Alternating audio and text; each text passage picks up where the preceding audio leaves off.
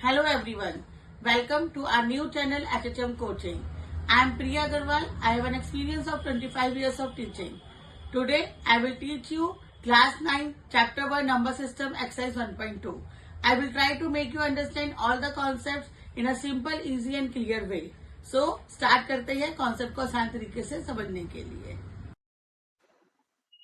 तो बच्चों आज के टॉपिक में दो नई चीज आती हैं, irrational number and real number. आज सबसे पहले हम समझेंगे इरेशनल नंबर्स क्या होती है। The number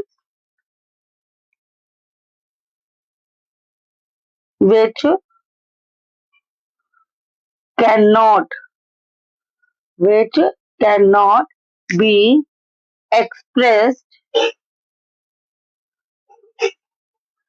in the form of P upon Q, यानी कि जिन नंबर्स को हम P अपॉन Q की फॉर्म में रिप्रेजेंट नहीं कर पाते हैं that are called irrational numbers. यहाँ पे आपका P and Q are both integers and same condition Q is not equal to 0। तो ये होते हैं हमारे इरेशनल नंबर्स। एग्जाम्पल हम लेंगे लाइक √2, √3, पाई, जो आपको पता है इसकी वैल्यू क्या होती है 22/7 पाई। उसके बाद आपका जैसे कि और कोई नंबर ले लो आप लाइक 0.1011011110, इस टाइप के नंबर्स होते हैं that are called irrational numbers. अब यहाँ पे आपका एक थोड़ा सा चेंज है, वो क्या है मैं आपको समझाती हूँ। यहाँ पे बच्चों अगर सपोज मैंने आपको बोला √2 इरेशनल नंबर है, मैंने आपको बोला कि √2 इरेशनल नंबर है, √3 इरेशनल नंबर है। अब आया √4, क्या √4 इरेशनल नंबर है? क्या √4 इरेशनल नंबर है? देखो आप कैसे चेक करोगे इसको, आप √4 के फैक्टर्स निकालोगे। √4 अंदर क्या है 4 के हमने प्राइम्स लिखे 2 into 2, इसका तो पेयर बन गया। आपको पता है स्क्वायर रूट कैसे निकालते हैं, तो इसका आंसर क्या आ गया 2। तो ये एक सिंगल होल नंबर के अंदर रिप्रेजेंट हो गया। आप कह सकते हो कि it can be represented in the form of P upon Q and the number that can be represented in the form of P upon Q are called rational numbers. So √4 is not a irrational number, it is a rational number. Same √4 हमारा rational number है, it is a rational number. √5 irrational, √6 irrational, √7 irrational, √8 irrational, √9 same with √9। √9 की क्या factors आ जाएंगे आपके 3 into 3, 2 3 का pair बन गया आपका, 2 3 का पेयर बन गया, एक 3 बार आया। It can also be represent in the form of P upon Q as 3/1। तो ये भी क्या हो गया हमारा, it is also a rational number. तो इससे हमने क्या सीखा कि जिन नंबर्स के हमारे पेयर बन जाते हैं, जो नंबर पूरा रूट से सॉल्व हो जाता है, जिनका प्रॉपर स्क्वायर रूट आ जाता है, दैट आर रैशनल नंबर। और जो नंबर सॉल्व नहीं होती हैं, जिनका रूट में प्रॉपर पेयर नहीं बनता है, that are called irrational numbers. Now come to next topic.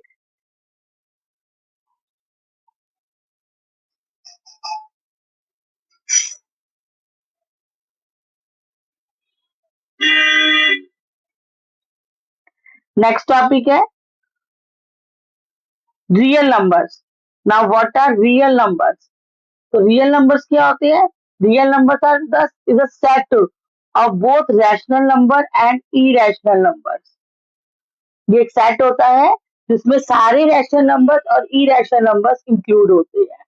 तो अब बेटा एक्सरसाइज 1.2 हम स्टार्ट करते हैं, जिसका पहला क्वेश्चन है state whether the following statements are true or false. Justify your answer. Every first part, every irrational number is a real number. Every irrational number is a real number. तो देखो बेटा हमने क्या पढ़ा, इरेशनल नंबर हमने पढ़ ही लिए। Irrational number जो कि हमारे P अपॉन Q की फॉर्म में रिप्रेजेंट नहीं होते, जैसे कि √2 हो गया, √3 हो गया, √5 हो गया, √7 हो गया। हमने बोला कि ये सब इरेशनल नंबर्स है। अब रियल नंबर्स क्या होते हैं? रियल नंबर्स में तो रैशनल इरेशनल दोनों आती है, तो यानी कि इसका आंसर हमारा क्या हो गया? इसका आंसर हो गया हमारा yes, that every irrational number is a real number. तो फर्स्ट पार्ट का हमारा आंसर आता है yes. Now second part, every point on the number line of the form square root of m where m is a natural number। तो बेटा इसमें क्या कह रहा है कि अगर हम नंबर लाइन पे कोई भी पॉइंट ड्रॉ करते हैं तो वो जो हमारा पॉइंट होगा in the form of root M, हमें रूट एम को रिप्रेजेंट करना है नंबर लाइन के ऊपर, हमें नंबर लाइन पे रूट एम मार्क करना है। तो वो कह रहा है कि कोई भी पॉइंट नंबर लाइन पे रिप्रेजेंट होगा जहाँ पे एम हमारा नेचुरल नंबर होगा। तो no, it is not possible. Why? Because no negative number, no negative number can be the square root of any natural number. तो ये रिप्रेजेंट नहीं हो सकता।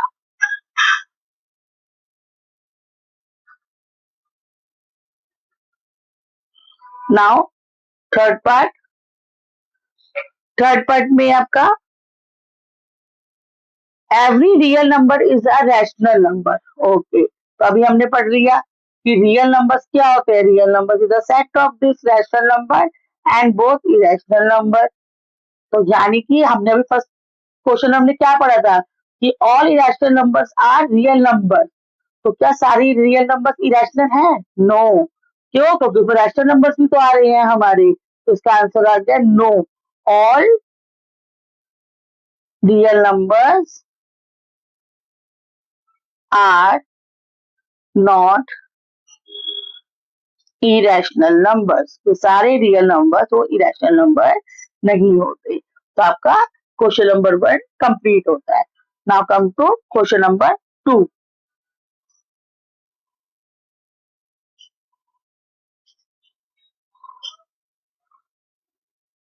Question number 2, are the square roots of all positive integers irrational. Okay, अब बेटा positive integers क्या होते हैं? पॉजिटिव इंटीजर्स मतलब जो हमारे नॉर्मल हमने जो सेट बनाते हैं इंटीजर्स का, जीरो, इधर हमारी एंडलेसली नंबर लाइन पे काउंटिंग चलती रहती है, इधर हमारी नेगेटिव चलती रहती है। तो इस क्वेश्चन में जो ये बात कर रहा है वो सिर्फ पॉजिटिव इंटीजर्स की बात कर रहा है। किसकी बात कर रहा है? Only for positive integers. तो पॉजिटिव इंटीजर्स हमारे 1 2 3 4 ये सब काउंटिंग आती है। तो कह रहा है कि क्या स्क्वायर रूट सारे पॉजिटिव इंटीजर्स का वो इरेशनल होता है? ओके, देखो अगर हम बोले रूट 2 तो हाँ भाई ये तो इरेशनल है। रूट 3 का स्क्वायर रूट इरेशनल है। बट रूट 4 सेम, अभी मैंने आपको कॉन्सेप्ट समझाया था कि रूट 4 के तो फैक्टर्स आ गए, 2 × 2, ये तो 2 हो गया, तो ये तो इरेशनल नहीं है। सेम विथ रूट 9, इसके भी पेयर बन गए हमारे 3, तो ये भी इरेशनल नहीं है।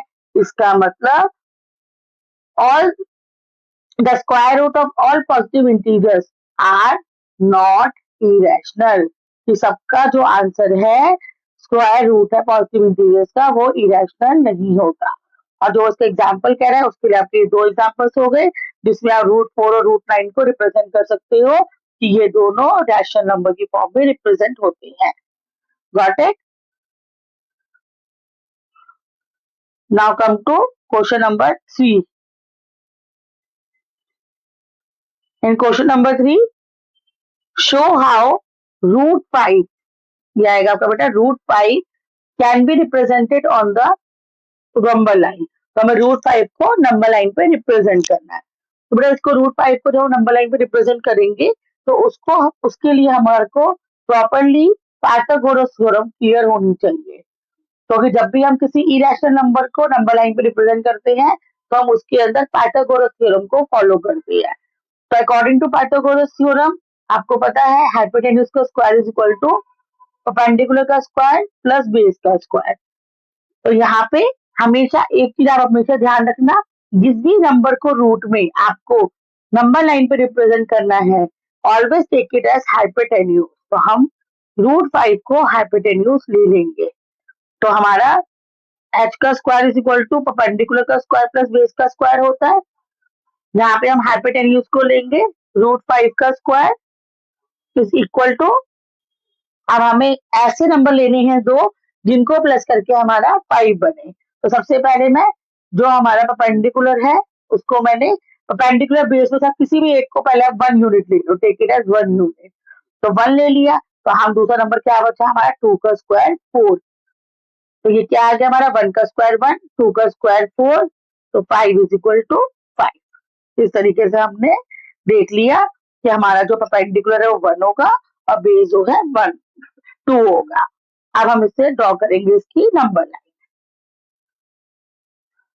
अब सबसे पहले हम क्या करेंगे, जो हमने 1 और 2 बोला बेटा उसको आपको ध्यान रखना है, परपेंडिकुलर और बेस। पर बेस को हमने लिया 2, परपेंडिकुलर को हमने 1 लिया, तो बेटा ये 1 यूनिट है, ये 2 यूनिट है। ठीक है, ऐसे मीटर सेंटीमीटर नहीं होता, ये यूनिट्स में होता है। और हम एक यूनिट को 2 सेंटीमीटर से रिप्रेजेंट करेंगे। ये स्केल हम ये स्केल फॉलो करेंगे, this is scale of our number line. अब सबसे पहले हम एक लाइन ड्रॉ कर लेंगे, उसमें एक 0 पॉइंट मार्क करेंगे। 0 पॉइंट से अब हम सबसे पहले बेस लेंगे 2 यूनिट। तो क्योंकि हमारा एक यूनिट 2 सेंटीमीटर है, तो हमारा 2 यूनिट जो है हो गए 4 सेंटीमीटर। तो बेटा स्केल से 4 सेंटीमीटर की लाइन लिखोगे, 4 सेंटीमीटर का पॉइंट ड्रॉ करोगे और टेक इट एज 2 यूनिट्स, और उस पॉइंट को आप पी मार्क कर दोगे। पी पॉइंट पे आप 90 डिग्री का एंगल बनाओगे कंस्ट्रक्शन से, ये आपकी 90 डिग्री की लाइन आ गई। अब आपको परपेंडिकुलर कितना लेना है, 1 यूनिट, और 1 unit is equal to 2 centimetre. तो आप यहाँ पे 2 सेंटीमीटर की आप लगा लोगे, मैं ये सब कुछ रफली ड्रॉ कर रही हूँ। उसके बाद आप यहाँ पे देखो, जो आपने 0.2 सेंटीमीटर की जो आपकी आर्क आई है, take it as point Q. अब ये जो पॉइंट क्यू आया है और यहाँ पे ये जो आपने 0 मार्क किया था, जब आप इन दोनों को स्केल से ज्वाइन करोगे, you got it as √5 hypotenuse. तो इस तरीके से आपकी नंबर लाइन ड्रॉ हो गई। नाउ एक काम और करना है, 0 पे आप कंपास को रखोगे, क्यू पे आप पेंसिल को रखोगे, और यहाँ से जब आप पॉइंटेड लाइन ड्रॉ करोगे तो यहाँ पे आपका नंबर लाइन पे एग्जैक्ट √5 की वैल्यू आएगी। तो इस तरीके से आप √5 को रिप्रेजेंट कर सकते हो और नंबर लाइन। Got it. इससे बेटा आपकी एक्सरसाइज कंप्लीट होती है। आज आई होप आपको सबको समझ आई होगी। Thank you.